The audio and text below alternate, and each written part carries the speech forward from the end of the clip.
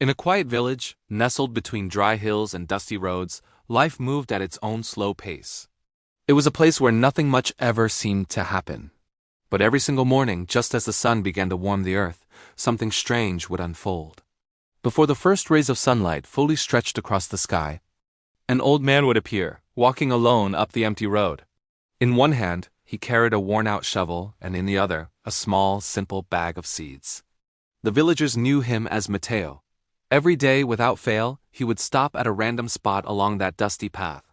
He'd carefully dig a small hole in the hard, dry soil, and with gentle hands, place a tiny seedling inside, covering its roots with earth.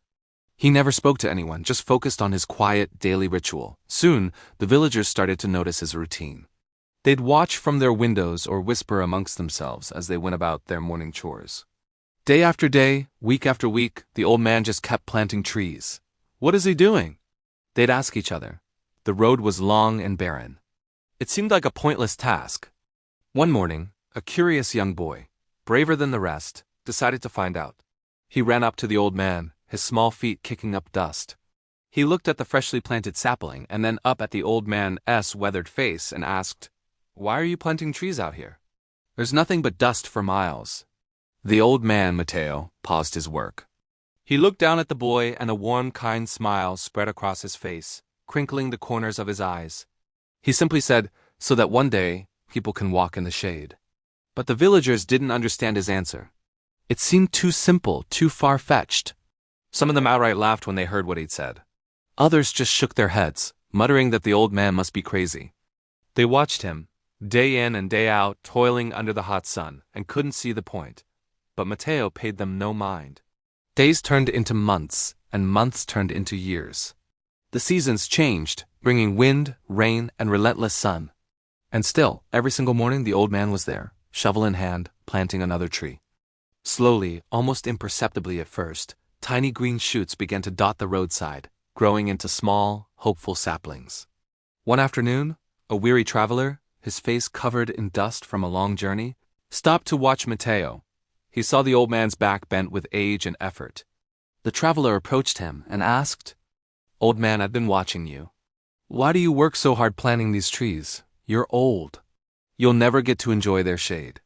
Mateo smiled that same gentle smile and wiped the sweat from his brow. He didn't answer directly. Instead, he told the traveler a story. "When I was just a boy," he began, his voice soft with memory, "my grandfather used to take me for walks. We would stroll down a road not far from here, a road that was lined with magnificent, tall trees that created a cool green canopy above us." He continued, his eyes looking off into the distance as if seeing that very road again. "One day, I asked my grandfather who had planted all those beautiful trees. He put his hand on my shoulder and pointed up at the sprawling branches. He said, 'A man who knew he would never sit under them.'" Mateo looked from the traveler back to the small seedling in his hand. "You see," he explained, "someone planted those trees for me, for a boy he would never meet. They gave me shade and comfort, without ever asking for anything in return. So now, I plant trees for someone else. I am simply returning the favor to the future." Years passed. Mateo grew older and frailer, but his spirit never wavered. Then, one cold winter morning, the familiar sight of the old man on the road was gone. He never returned. All that was left was his old shovel, leaning silently against the trunk of a young, sturdy tree. But the seeds of his legacy had taken root. The trees he planted continued to grow. They grew taller and stronger with each passing year, their leaves rustling in the wind. The once barren, dusty road began to transform. It slowly became a lush green pathway, a cool and inviting tunnel of leaves and branches.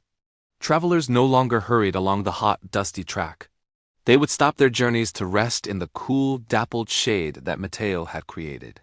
Children from the village, who had only ever known the story of the crazy old man, now laughed and played under the canopy of the great trees, their joyful sounds filling the air. Many, many years later, the young boy who had once questioned Mateo returned to the village. He was a grown man now, with lines of experience on his own face. As he walked along that same road, he looked up in awe. It was no longer a dusty path, but a beautiful, shaded avenue. And in that moment, as the sunlight filtered through the leaves, he finally understood. He understood the old man's words, his smile, his unwavering dedication. The greatest, most meaningful things in life are often built by those who plant seeds for a garden they will never get to see. They are a gift to the future. He looked down at the rich earth beside the road. Inspired by the legacy that surrounded him, the man picked up a fallen stick and began to dig a small hole in the ground. He reached into his pocket, pulled out a seed he had saved from his own travels, and gently placed it in the earth. Some trees are not planted for us. They are planted for those who will come after us. They are a promise, a legacy of hope, and a reminder that one small act of kindness can grow to shelter generations. Thanks for watching.